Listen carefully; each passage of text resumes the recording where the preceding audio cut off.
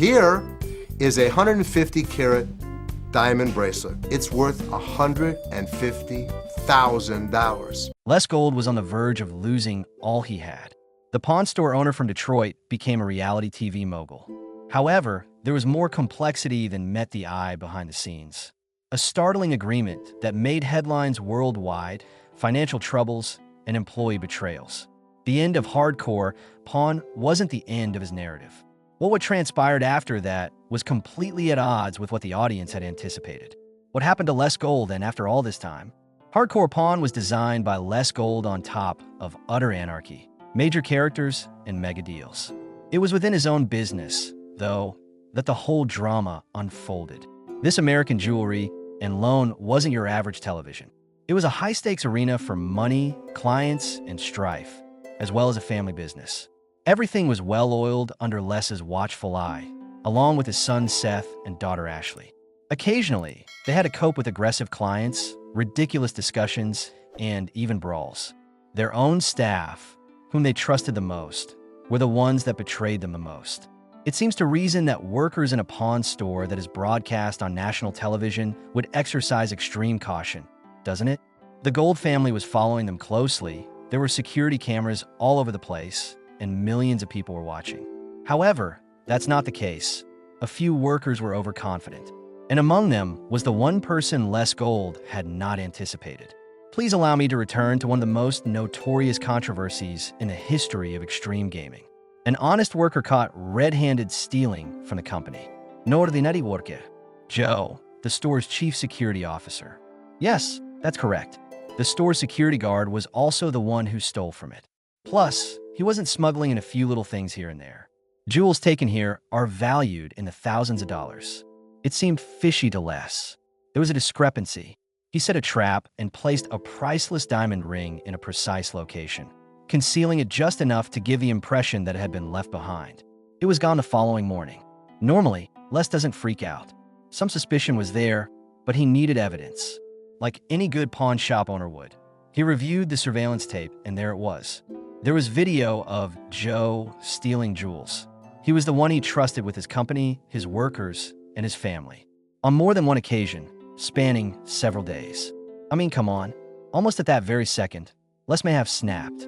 Someone who had accompanied him for more than 3 years was this. A person who was closely related to them. He might have flipped out, but he was clever instead. He dialed 911.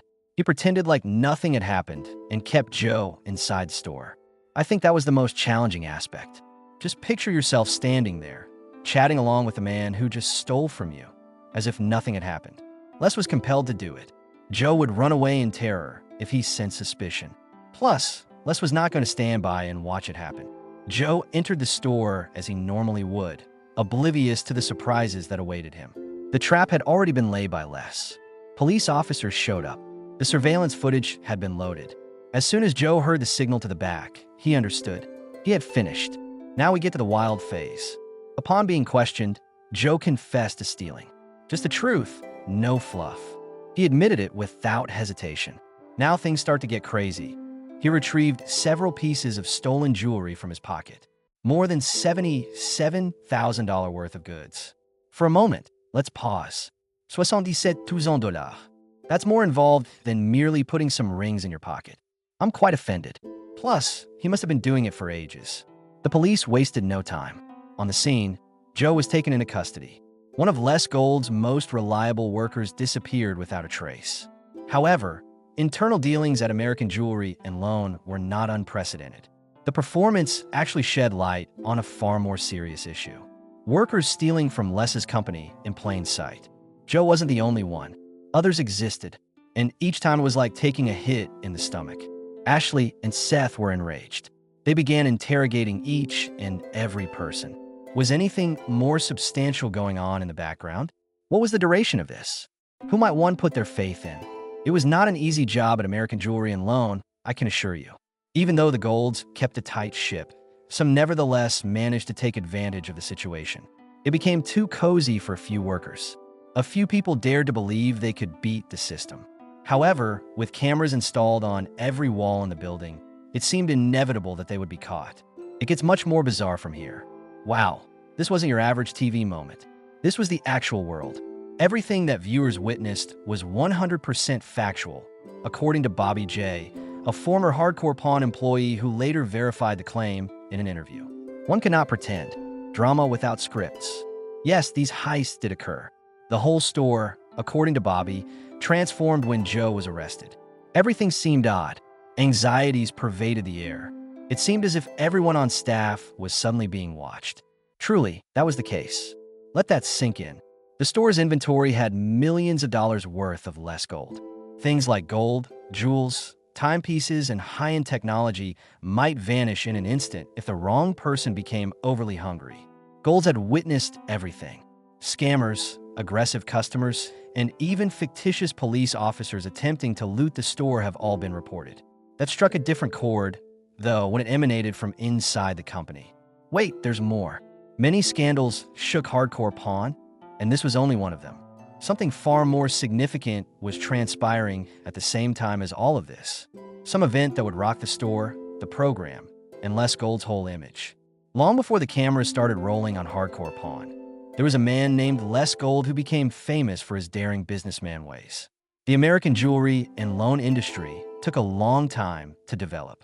Not a single astute investment or stroke of luck has anything to do with it. It was the result of toiling away at a profession where a single poor transaction might wipe out thousands of dollars, and where putting your faith in the wrong person may wipe out all of your savings.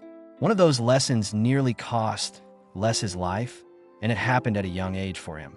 Les was working at his grandfather's pawn business in 1971 when an otherwise ordinary day took a tragic turn.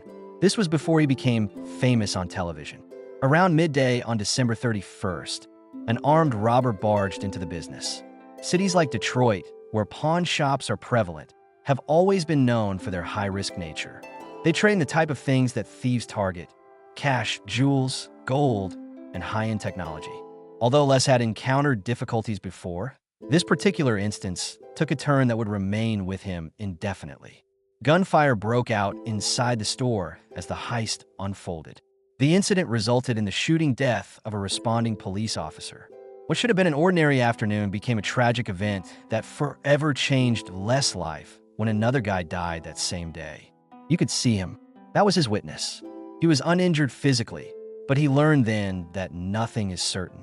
It only takes a second to lose everything. After going through something like that, the majority of individuals never get over it. In constant terror, they exist. When faced with even the slightest threat, they flee. Quite the contrary, Les did. Refusing to let it shatter him, he took a stand.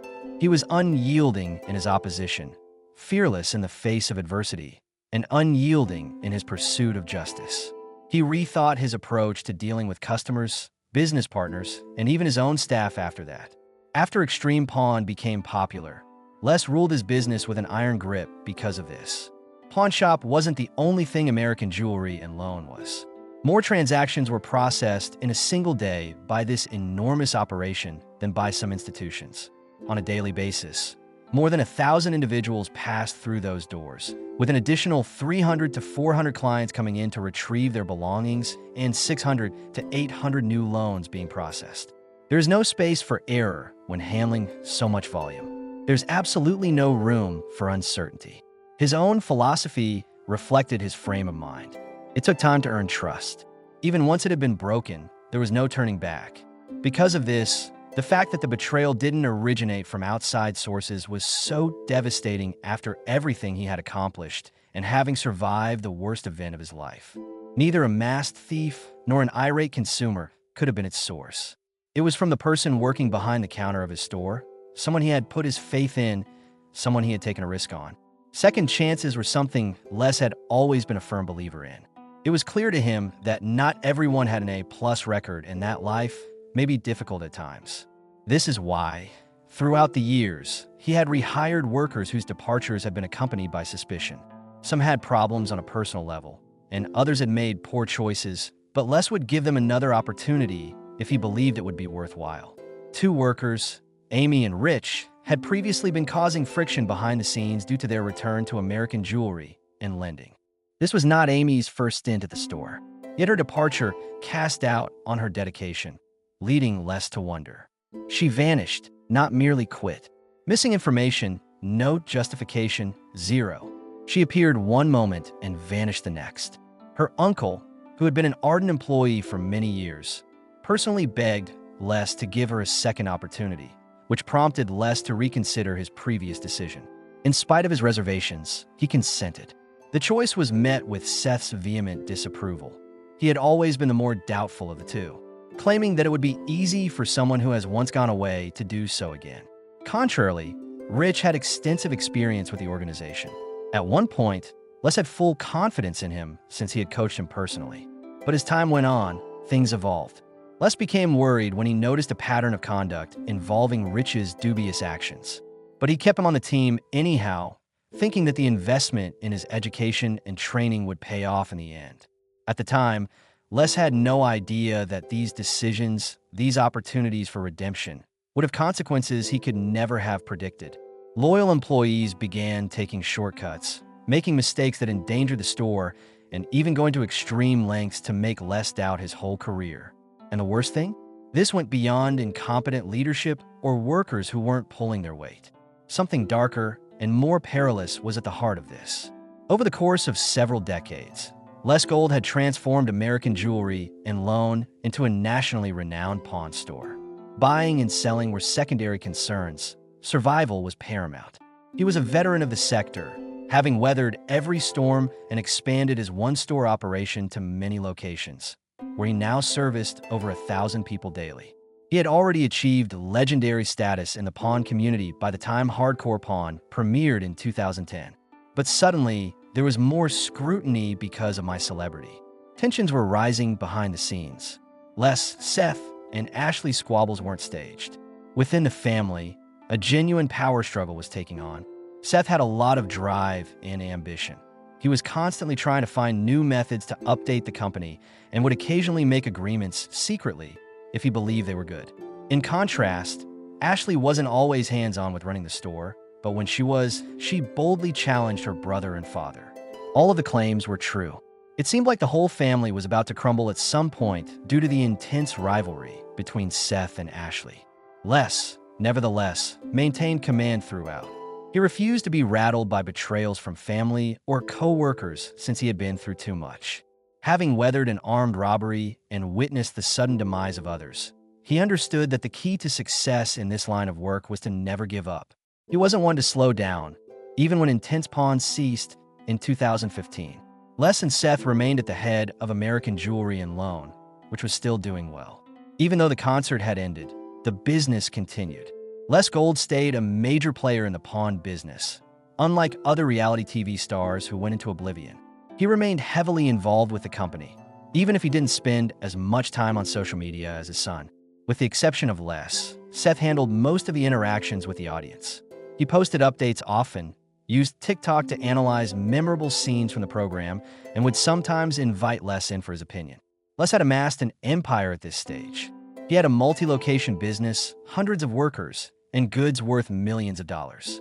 As a result of his decades of hard work and astute business judgments, his net worth was estimated to be approximately $3.5 million. Rumors began to circulate. Nevertheless, notwithstanding his achievements, unusual claims stating Les Gold had died have circulated online for years. As word of these death rumors circulated online, viewers began to question if their beloved TV pawnbroker had indeed passed away. The rumors were consistently disproven. In spite of his notoriety, Les remained very much alive and well and continued to manage his successful business. However, something far more troubling began to emerge from the pawn shop as time progressed. It wasn't only about rare products, contentious discussions, or maintaining order among workers. It was all about surviving the actual kind. Customers' demographics have changed significantly at American Jewelry and Loan in the past few years. There was usually a diverse clientele visiting the store, including individuals looking to purchase, sell, or get some fast cash, but Les started to see a pattern. The number of customers who weren't there to earn a buck was growing. They weren't trying to make a killing by peddling expensive jewelry, rare coins, or collectibles. To make ends meet, they resorted to pawning commonplace goods. Pawn shops were once seen as a final option for those unforeseen financial needs. For an unexpected vehicle repair, on medical costs, or any other situation requiring quick cash. However, Les claims that this is no longer true. Customers who aren't concerned about the following week or month are the ones he sees. They're only concerned with getting through the day. A lot of people come in really desperate, pawning their tools, engagement rings, and other valuable possessions that they use for daily life. Pawn shops have long been characterized by Les as street-level economists, and his description is spot on. Financial difficulties are felt by pawn shops long before they are reported by larger banks. What he can see at the moment does not bode well. You won't believe the difference at his 8-mile Detroit business. The number of persons seeking loans has increased double, while the number of those wanting to redeem their products has decreased. What is happening is not as well conveyed by this. The cost of retrieving belongings is too high for most people. For the time being, they're surviving by pawning their valued possessions. However, they will be unable to afford to retrieve them when the time comes. There are more cities as well. This is something that Les has discussed with pawn shop owners around the nation. People are bringing in clothes, equipment, and devices that a decade ago wouldn't have been thought to be pawnable. Despite outward appearances, millions of Americans are living in a world where the economy is far from steady. Not only are consumers feeling the effects of this change, but so are companies. The lending and selling of merchandise has long been a delicate balancing act for pawn businesses. However, an imbalance arises when there are more pawning and fewer buyers. Because customers aren't buying, stores like American Jewelry and Loan are hoarding more inventory than ever before. Even though loans continue to be a reliable source of income, there are hazards associated with them, and the resale market has slowed. In spite of everything, Les keeps doing what he always has, adapting. Even though he has been through economic storms before, this time he feels like something is different. It's about more than just inflation or recession. It's all about a major shift in people's lifestyles. As a stopgap measure, they are no longer using pawn shops. They see them as an essential resource.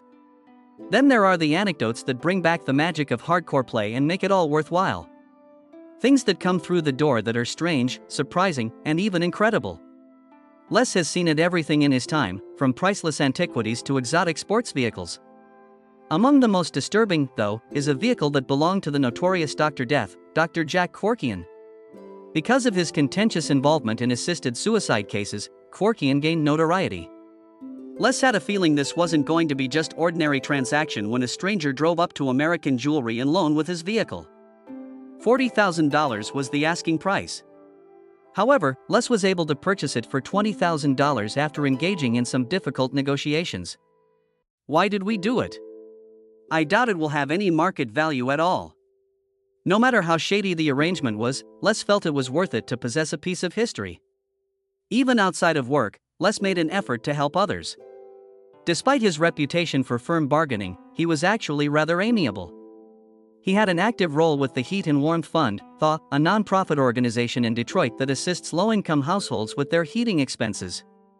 In order to make a significant difference in his community, he used his platform to arrange charity events that raised tens of thousands of dollars over the years. Les continued to have a significant impact on the pawn industry even after he left television. For what it's worth, he penned a 2013 New York Times bestseller called Business Wisdom from a Pawnbroker, which gave readers an inside look at the corporate world from someone who had spent his whole life becoming an expert in it.